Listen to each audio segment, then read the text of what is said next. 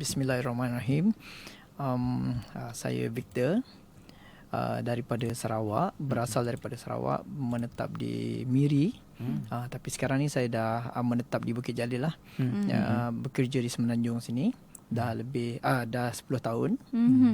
Since saya belajar 2009 sampai ke sekarang lah. Jadi saya anak sulung daripada 4 orang adik-beradik. Okay. Dan kami semuanya adalah pengganut agama Kristian lah sebelum ini. Dan saya baru saja berkahwin setahun yang lepas, 2018. Masya Allah kan.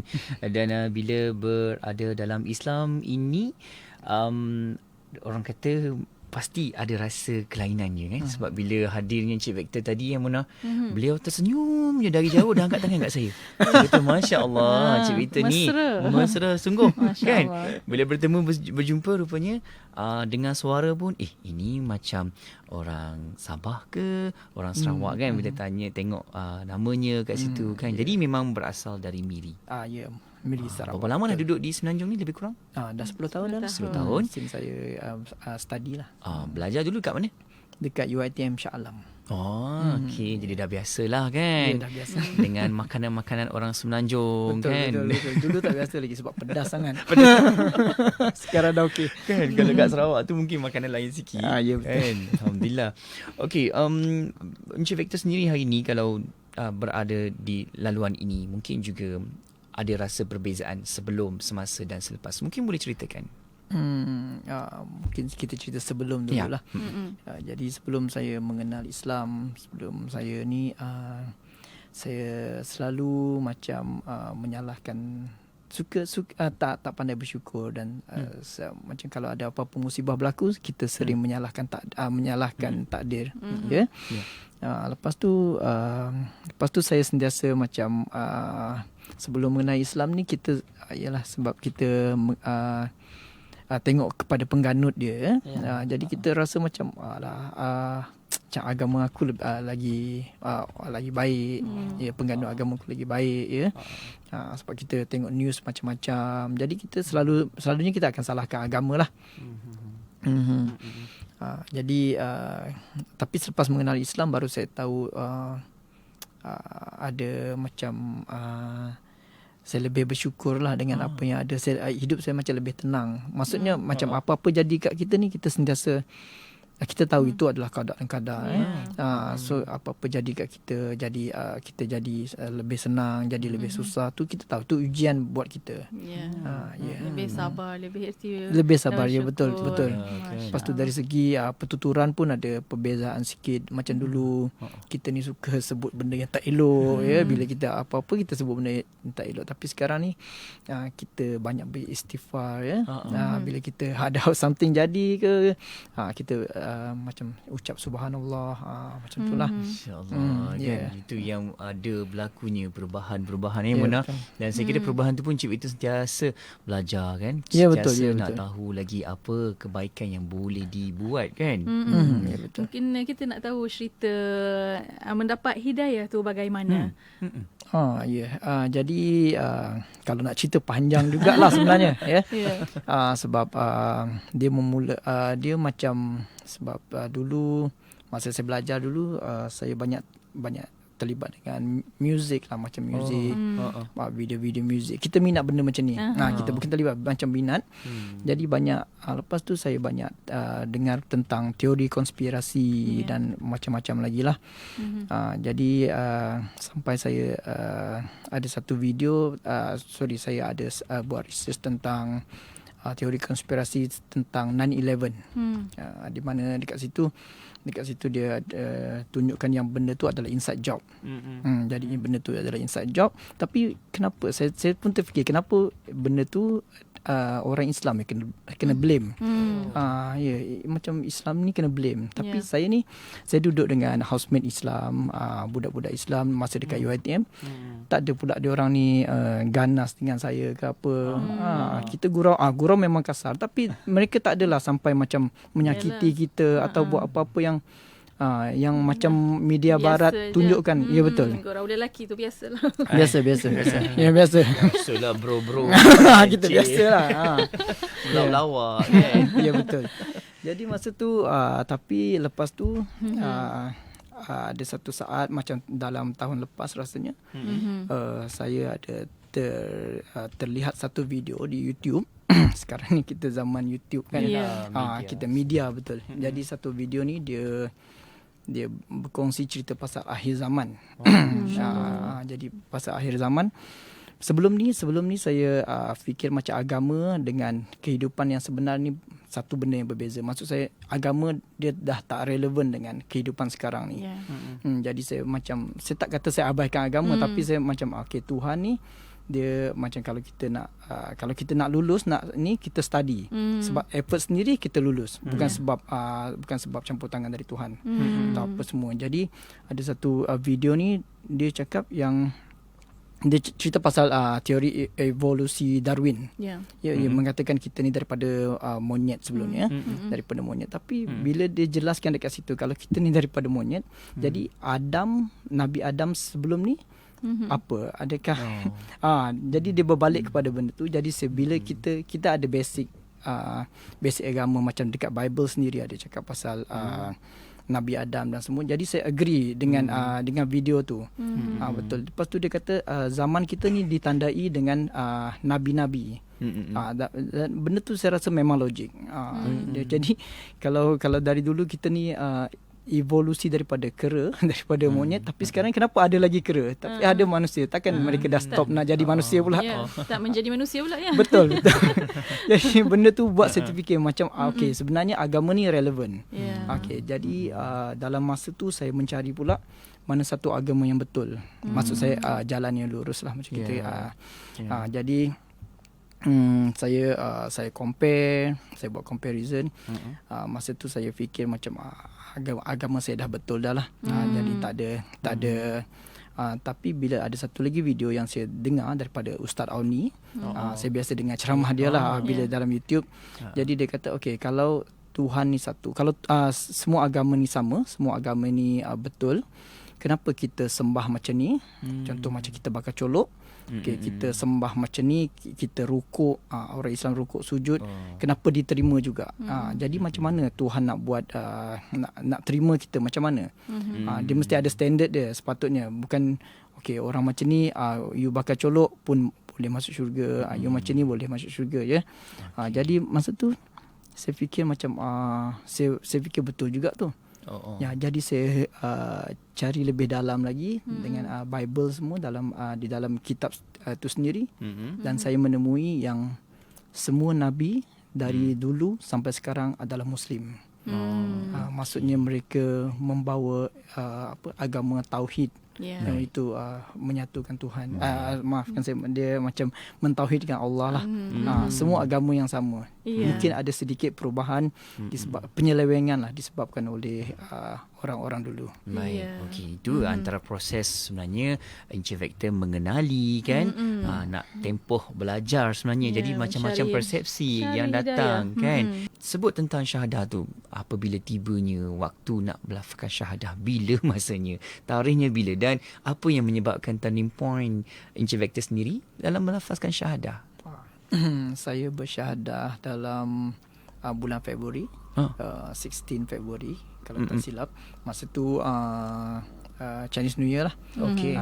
Masa tu Chinese New Year. So, sebelum syahadah tu macam-macam jugalah yang terjadi. Maksudnya macam bila saya dah convince yang Islam tu adalah agama yang benar, jadi saya setiap kali saya lintas ke masjid ataupun surau, saya akan berhenti. Saya macam cuba nak dapatkan orang dekat situ untuk syahadahkan saya. Tapi masa tu saya sangat bukan berat sebab apa? Sebab tak tahu nak buat apa. Jadi tak tahu siapa yang boleh tolong, tak tahu macam mana nak cakap dengan dia orang semua. Jadi ada satu hari tu saya balik kerja dalam pukul masa tu nak maghrib ataupun nak isyak, saya lupa. Saya dengar ceramah ustaz tu dekat luar. Saya dekat motor, saya dengar. Tapi masa waktu orang masuk ke masjid, saya keluar. Saya balik. Masa tu saya nak jumpa ustaz tu untuk syahadah, tapi saya tak tahu nak cakap apa. Sampailah satu hari tu saya Google, jadi saya jumpa nombor Haji Nazli yang sekarang ni merupakan cikgu saya lah di Hidayah Center. Saya call dia. Jadi saya call dia kata masa tu Raya Cina, jadi kelas tutup. Tak ada orang dekat situ untuk syahadah, untuk buat syahadah. Masa tu dia dekat Terengganu. Jadi dia kata mungkin next week kita akan buka. Jadi saya cuba datang next week tu lah. Next week tu pula motor saya rosak. On the way pergi sana. Tu motor saya, lepas tu the following week baru saya boleh datang berjumpa dengan mereka semualah untuk bersyahadah. Jadi masa itulah saat saya syahadah lah. 16 hari bulan Februari. 16 Februari tahun 2009. Masya-Allah. 2019. Maafkan saya. 2019. Ya saya. Baru lagi tu sebenarnya kan. Baru sangat baru. Ya, jadi yang sebelum turning point dia, bila saya rasa yang convince sangat yang Islam ni, saya tak tahu, ada satu kisah tu dia, saya inspired dengan satu kisah ni, kisah sahabat Rasulullah sendiri, iaitu Umar Ibnu Khattab lah. Ya. Jadi rupa-rupanya khalifah yang hebat ni rupanya dulu bukan seorang Islam. Dia adalah convert juga, dia ada revert juga.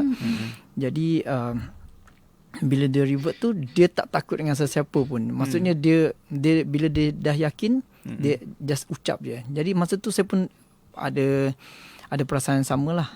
Cuma masalahnya saya tak tahu nak contact dengan siapa. Masa tu tak tahu nak buat apa. Jadi bila malam-malam tu saya takut.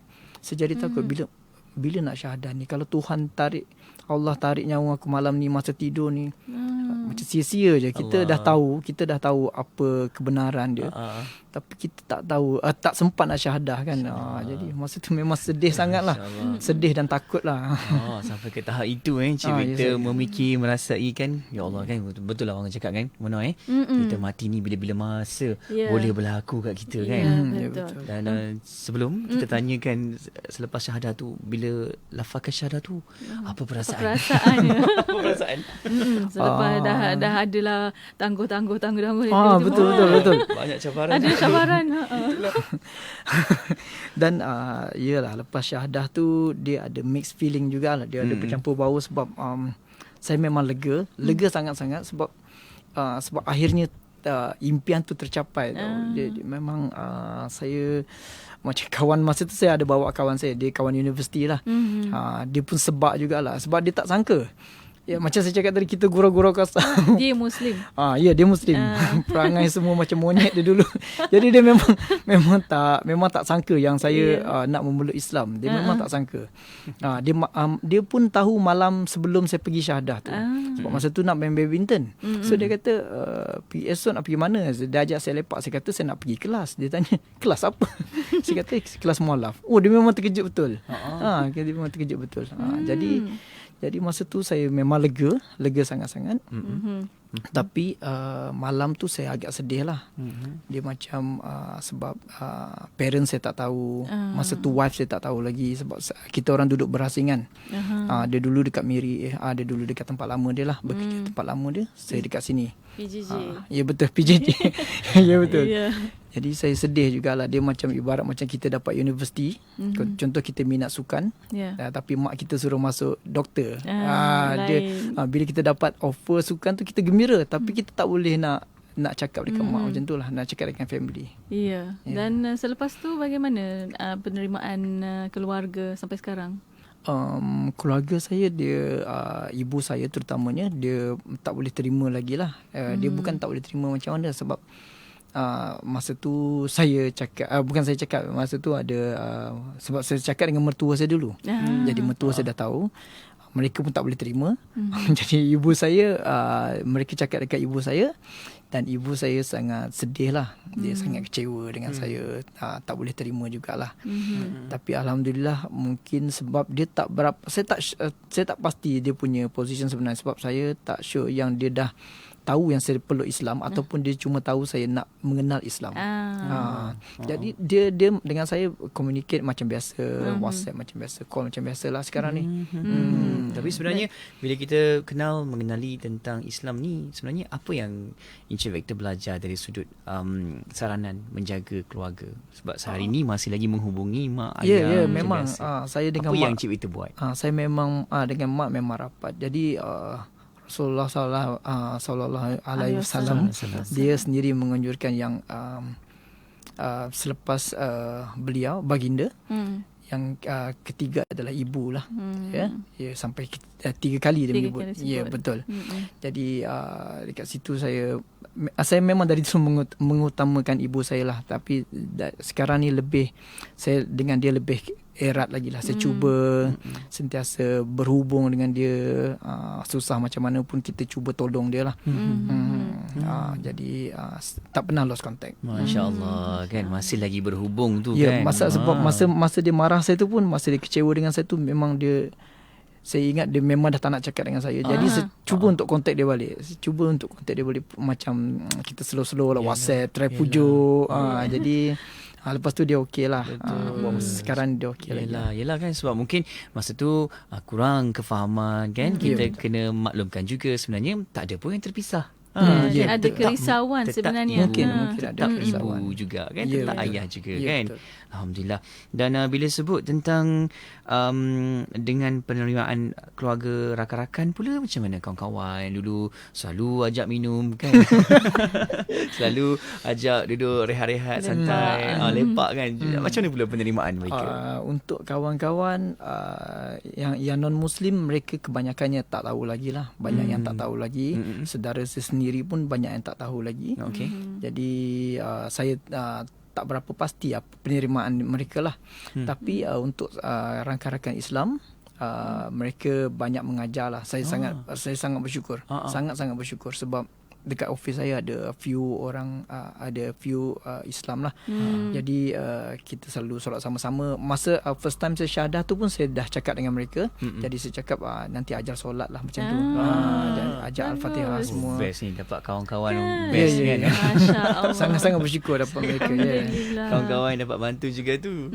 InsyaAllah. Mungkin dalam kisah Encik Victor dah kahwin dah pun, dan isteri memang belum Islam lagi masa tu. Ya, betul. Bagaimana penerimaan isteri? Mak mertua dah tahu. Dia macam ni. Dia sebenarnya sebab kita PJJ. Jadi sebelum tu dia tak tahu. Jadi kuasa Allah jugalah. Dia dapat pula transfer ke sini, ke Semenanjung. Tak lama lepas saya syahadah tu. Masya-Allah. Dia tak lama.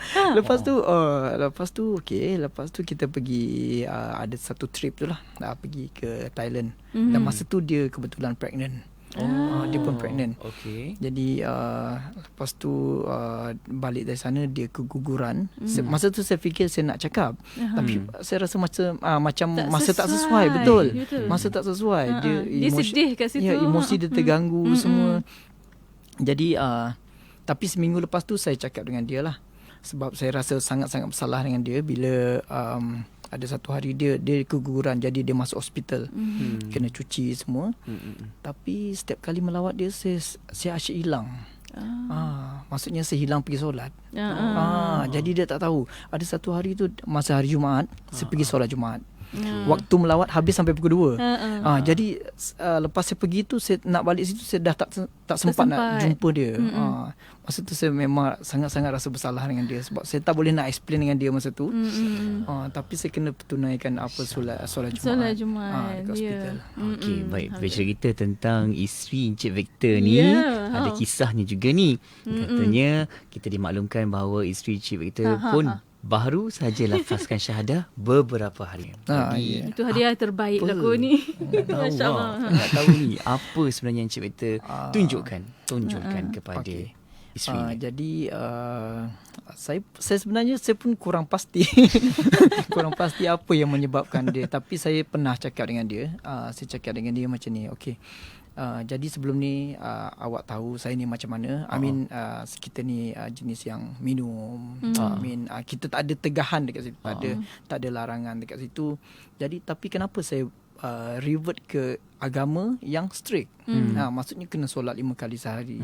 Ni tak boleh, tu tak boleh, kena tutup aurat semua. Kenapa? Jadi saya cakap dengan dia mesti ada hikmah dia.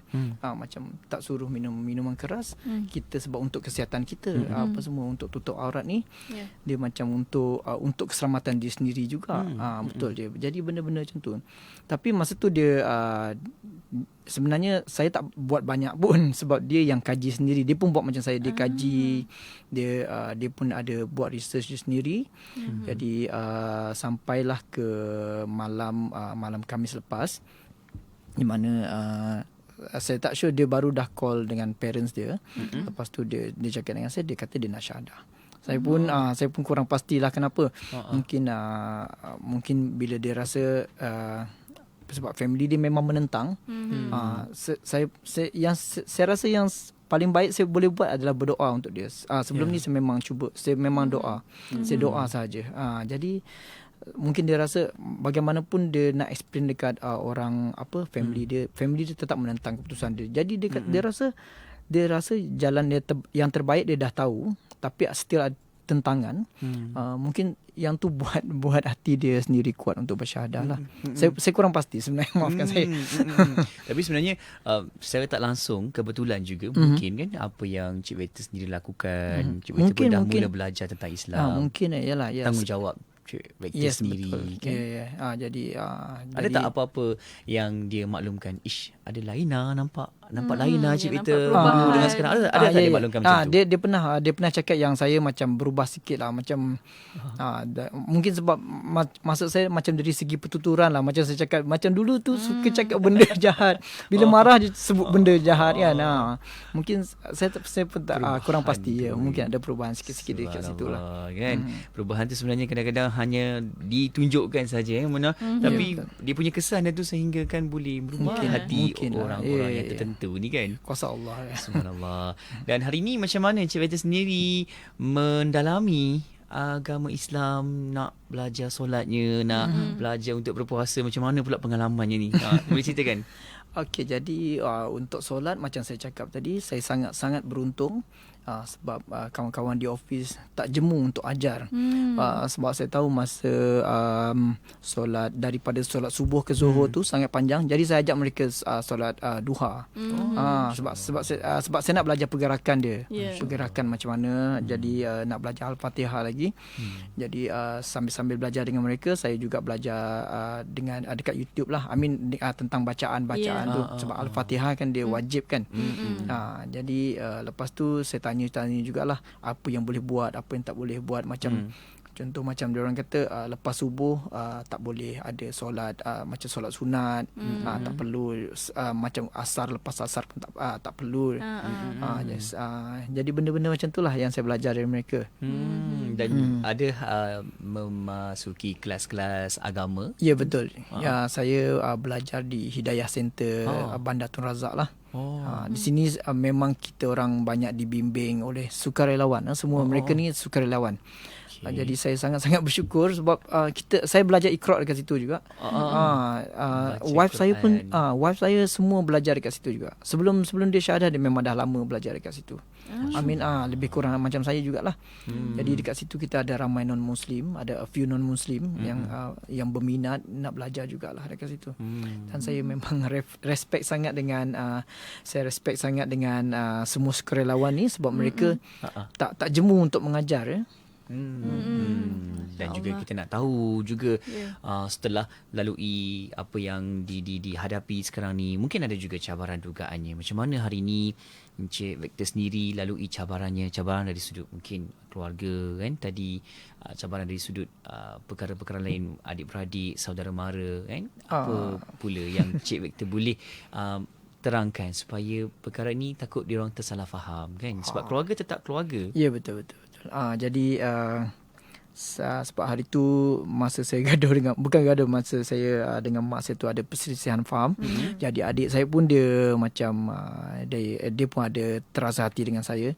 Jadi saya nak cakap dekat sini yang sebenarnya bila saya masuk Islam atau saya tak lepaskan sesiapa. Maksudnya sebab selalunya kita orang ada misconception tentang Islam. Bila masuk Islam orang fikir masuk Melayu. Dia selalu macam tu. Jadi sebenarnya saya tetap Iban, tetapi kepercayaan saya sekarang ni saya dah percaya dengan Islam. Jadi macam tu. Jadi Islam ni mengajar untuk mengeratkan silaturahim. Jadi semua adik-beradik saya still sayang macam dulu. Saya untuk mak saya juga, untuk bapa saya, memang saya sayang mereka lah. Tak pernah berubah pun. Sama je. Masya-Allah. Kan pasti masih lagi berhubung, WhatsApp-nya. Yes, of course. Call mak lagi kan. Betul. Setahun sekali balik kot. Saya selalu balik 2 tahun sekali lah, lebih kurang. Kan mesti balik juga kan. Mesti akan Jumpa balik. Mesti mak akan balik. semua kan. Ya, betul. Dan hari ni pun kalau Cik Vector sendiri pun kalau mak dekat kampung dapat panggilan Cik Vector mesti dia happy. Ya, memang dia happy. Itulah orang kata ajaran Islam ni yang sentiasa menyerapkan yang baik-baik untuk menjaga lagi adabnya kita dengan mak ayah kan. Lagilah kita kena jaga tu. Ya, alhamdulillah. Dan mungkin tinggal sedikit masa lagi Encik Vector, mungkin kita nak tahu apa harapan dan nasihat Encik Vector kepada masyarakat Islam di luar sana. Untuk saya masyarakat Islam, alamak, saya baru belajar lagi lah. Jadi dekat sini saya cuma nak cakap kita orang Islam ni sepatutnya kita tunjukkan contoh yang baik. Contoh yang baik dekat kawan-kawan kita yang non-Muslim. Kita kena tunjuk contoh yang baik. Maksudnya kita bertutur dengan bahasa yang baik. I mean, kita memang ialah budak-budak muda sekarang ni suka macam cakap benda yang jahat semua. Tapi kita tak boleh macam tu. Kita sepatutnya tunjuk contoh yang baik. Dari segi macam kebersihan juga. Kita tunjuk contoh dari segi kebersihan. Sebab kita diingatkan untuk menjaga kebersihan 5 kali sehari. Kita ambil wuduk sebelum kita solat, sebelum kita menghadap Allah, bersuci dulu jadi benda ni kita terapkan lah. Kita tunjukkan dengan mereka. Islam juga ajar kita untuk jadi amanah. Jadi kita tunjukkan macam benda macam tu. Bila dekat office tu kita jangan buat kerja sambil lewa. Kita jadi responsible sebab benda tu rezeki tu ada keberkatan daripada Allah. Kalau kita main-main buat kerja ni, nanti tak berkat rezeki kita nak bagi ke anak bini semua Masya-Allah. Itu dia sedikit pesanan tu.